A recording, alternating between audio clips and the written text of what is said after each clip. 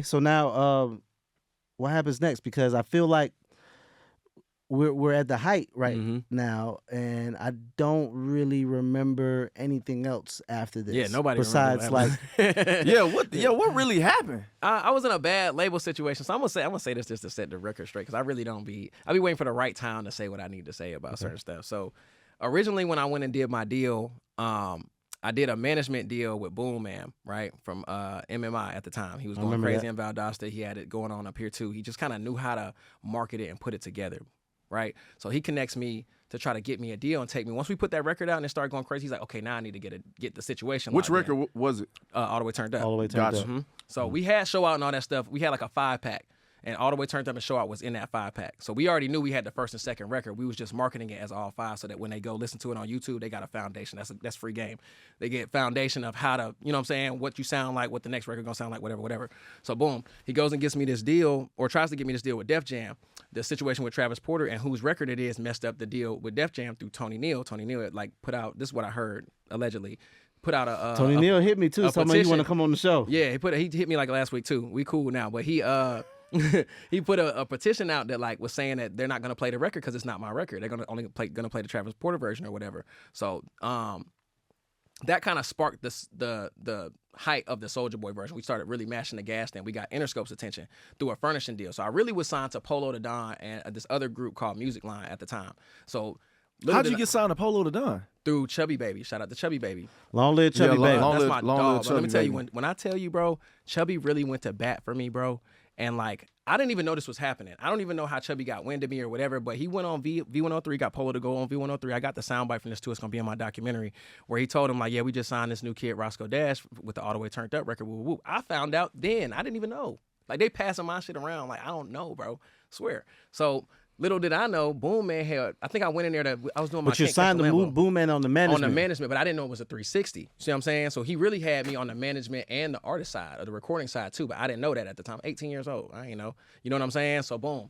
When we get to the next situation, with the furnishing company furnishing me the Interscope, he had already sold my contract. I think I was working on Can't Catch the Lambo at this time, or Demolition 2020. He sold my contract to that furnishing company and got out the way, but he had already hit my publishing too. So it just created a bad situation for everybody involved. So he done got the publishing, the deal with the label. So he done already made his money. So he like, here, y'all can have him. That's why MMI is not MMI no more, because he even fell out with the business partner. See what I'm saying? That's why I changed to Authentic Empire. That's really Roscoe Dash money that he went and started that label with. You see what I'm saying? Wow. Like, yeah. So, and that's when the whole like trajectory of what he was doing changed a little bit. You know what I'm saying? I'm kind of to the wolves at that point, because I'm with some new people that I just met through a furnishing company. I'm signed to a deal with a major label. So this is really my shot that I wanted as a kid, dreaming of getting a record deal, but it's tied to some other bullshit too. You see what I'm saying? And do you know what's going on at this particular time? No idea. Like, I literally found out from asking how. I was like, I want to shoot a video for whatever song off my mixtape to help, you know, drive to whatever we doing for that shit. He was like, oh, well, we don't handle that no more. I found out in the studio, bro, in the booth, like in this booth that we sit next to, I found out like that. Swear.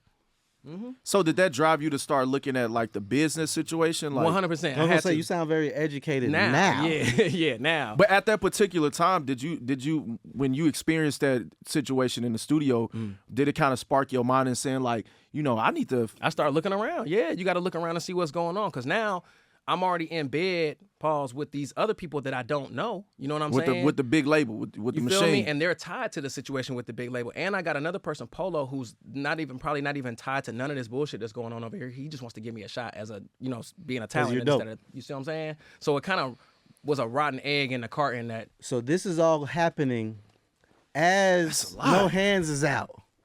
Oh, man. But you're making show money. Mm-hmm. That's what's keeping it cool. That's all. Honestly, between us, bro, that's up until about like maybe a year or so ago, I didn't even know where the publishing money was going, because the deal that he sold or created and did whatever, I didn't even know. I had to track all that shit. And it took me 15 years, bro, to figure that out.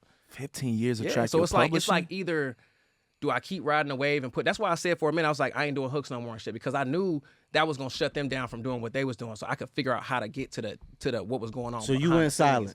Mm-hmm. And I went and started focusing on the other stuff. I had my second daughter around that time too. It was just a lot going on. Lost my best friend the day before my second daughter was born. It was a lot of shit going on at one time. So for me being 22 years old at the time, I'm kind of trying to figure it out. I'm looking at the lawyers who helped me do the deal. I'm looking at like, who can I even look, you know what I mean? Like, how do you even navigate that type of situation? You know what I'm saying? Mm-hmm. And then come to find out, you know, I didn't know the business of like producer agreements or like side artist agreements and shit like that. So all these things are going untouched. Like, so the relationships I'm having with the Wale's, the Dramas, the people who I'm giving these records to, their situation is messed up too because the paperwork ain't getting signed. You know what I'm saying? So it's like a lot of different things that's going on at one time that's just kind of hindering me from being who I am in that moment. All I had was to keep doing the music and keep giving out what I had with so many girls, the other, you know what I'm saying? The To the World with R. Kelly and Kanye. I found out I was a songwriter in that same moment. That's what really gave me the longevity to keep going, in my opinion. Now, damn. Yes. That is a lot. I couldn't even imagine going through something like that.